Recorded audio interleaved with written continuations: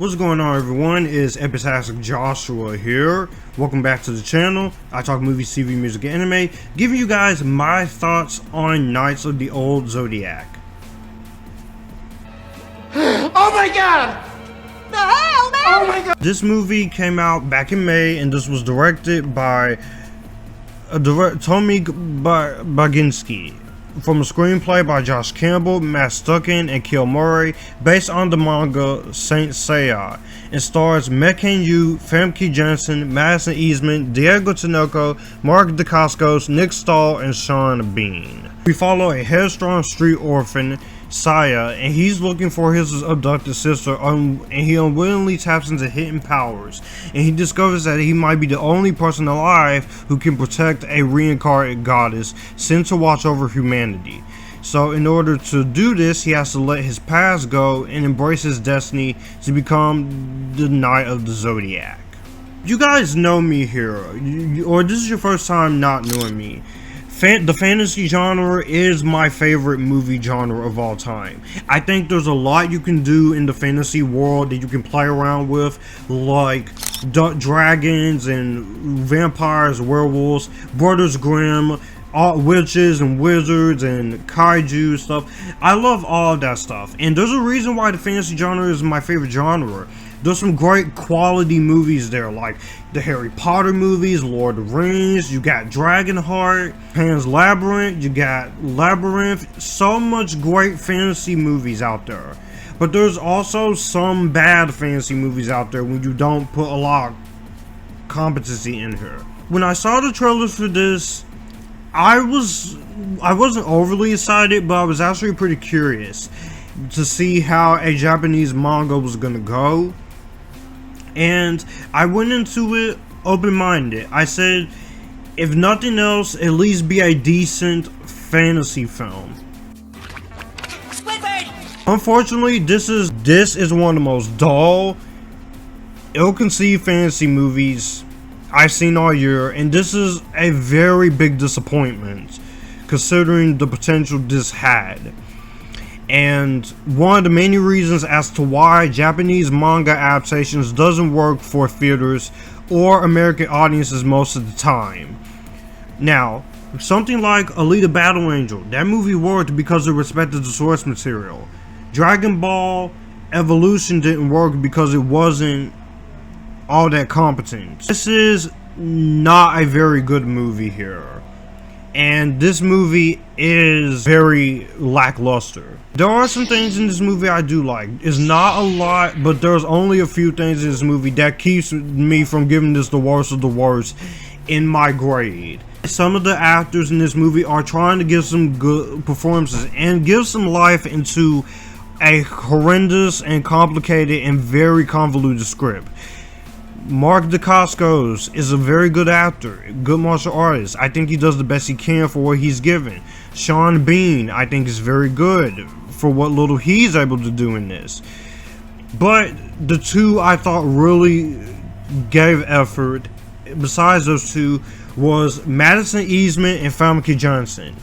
I am a big fan of Famke Janssen. Stuff like the original X-Men trilogy and I Spy, Xenia Onatop, Taken, even stuff like Deep Rising. I think all of those movies are very good. Some of her quality of movie is not the greatest, but I think she does a very good job for what to do in this, and I think she's very good in the movie, and she's still very attractive at 58 years old. She is absolutely beautiful. I want a diamond ring, I want some. Yes, definitely. Absolutely. But I think she does a very competent job in what she sets out to do. And while she may not always have the best projects, whenever she gives 100%, she can give 100%. Madison Eastman, one of the most underrated rising talents right now. I think she's very good here as well. I loved her in Clouds and Goosebumps 2, Haunted Halloween, and Annabelle Comes Home, and even as Bethany in the Jumanji Welcome to the Jungle and Jumanji Next Level. I think she's a very competent actress, and I think if the script did do better, I think you could have made this character that she plays a lot more awesome here. So I do think that those performances are good. They do a good job at what they set out to do. Some decent cinematography and production design at times. I will say the cinematography is competent, the production design is good, and there's some decent action in parts. If you're going to be a fantasy movie, you gotta at least give me some competent action. The score is pretty serviceable here. It's not the greatest fantasy score, but I will say for Yoshiro Ike doing the music, I feel like he did the best he could. You should think long and hard about what you did. As far as what doesn't work in this movie, however, is I think, like I said, this movie is really light in terms of a story. The story and the script is very overcomplicated, and it feels like a story that tries to set up way too much in here for a sequel, which really annoys me because here is not really done properly. And for a premise that seemed very interesting, this should have a lot more under the surface and a lot more you could chew on. But from the overusage of exposition dumped, You gotta be fucking kidding me, to the pacing and the direction here being uneven. well then you are lost. I respect that they tried to do this. This movie doesn't really go for it. It doesn't really have a lot of stakes. It doesn't really have a lot in terms of what they can do here in terms of the story. And as far as the character development here is almost non-existent, except with the few characters I just mentioned. They don't have a lot of backstory to them, but their presence and their acting does make them look good, and they do try the best they can for what they is given here. I will say the pace in this movie is very uneven. 1 minute it wants to be very slow and very methodical and very fantasy-like, trying to set up everything. You like that? You know that? You know when that type of fantasy movie? And then one movie it just want to rush to the next thing just to get to the next thing. And Not that simple. What do you want? I feel like this movie should have took one and ran with it here. I truly think if you had a better script, if you had a better direction, and you had better writing on her and a better pace, I feel like this could have really made a mark. And it also doesn't help that this movie was barely marketed, and why this movie bombed pretty badly. Went into the dark grounds of cinema hell. And we all know the dumping grounds of cinema hell, like After and stuff like Freddy Got Fingered and such, but it doesn't quite reach that level because it does have some competency to it. But I feel like here they really don't take advantage of what they set out to do. I feel like they could have done more with this premise, and for the premise it should have been a lot more interesting. I don't understand what went wrong here. Seriously, what the fuck are you doing?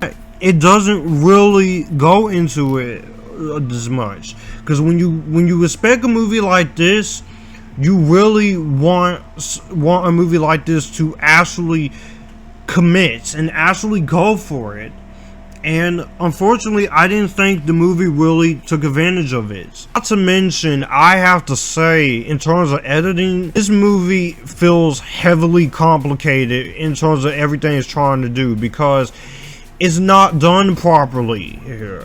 And unfortunately, this movie tries to set up a lot of things, and it doesn't really have the amount of material there. Not to mention, the main character in this movie is not really interesting. I don't think the actor is bad. I just feel like they don't give him much to work with here. Smell some of the other cast that is wasted in this movie.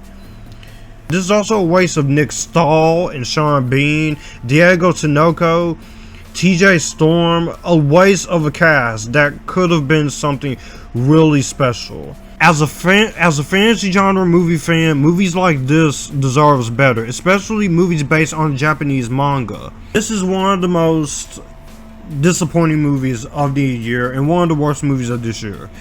It's a waste of an interesting premise, it's a waste of an interesting cast is a waste of some pretty decent effects for a small budget. And it's a waste of what could have been the next big fantasy epic. Japanese manga fans, I definitely feel your pain. Fantasy movie fans, I feel your pain. If you are a fan of fantasy movies, don't watch this movie. There's better ones you can watch out here. If you go watch Harry Potter again, go watch The Hobbit, go watch Lord of the Rings, Dragonheart, The Rocketeer, anything. This is a big disappointment, and the only things that this movie has for going for is some decent cinematography, production quality, score is good, decent action in parts, and a few of the performances are good. Unfortunately, this is one of those movies that is just pretty damn disappointing and pretty damn lackluster. If you're a fan of this type of film, by all means, maybe give it a watch when it's on streaming, but don't expect anything amazing out of this. There are better fantasy movies out there. The only things that this movie has going for it is some of the performances, some of the action is good. I will also say some of the cast does try. There is some decent action and the score is fine, but ultimately this is one of the biggest disappointments. I'm going to give this film a skip it. Well, that's going to do it for the video that you just watched. I will have my channel here, so you would like to see anything here. Click the channel icon, subscribe for more. I will also leave a video and maybe a playlist here, so in case you want to see what I'm about. As always, stay Epictasticness, join the Epictasticness, and you guys keep it cool.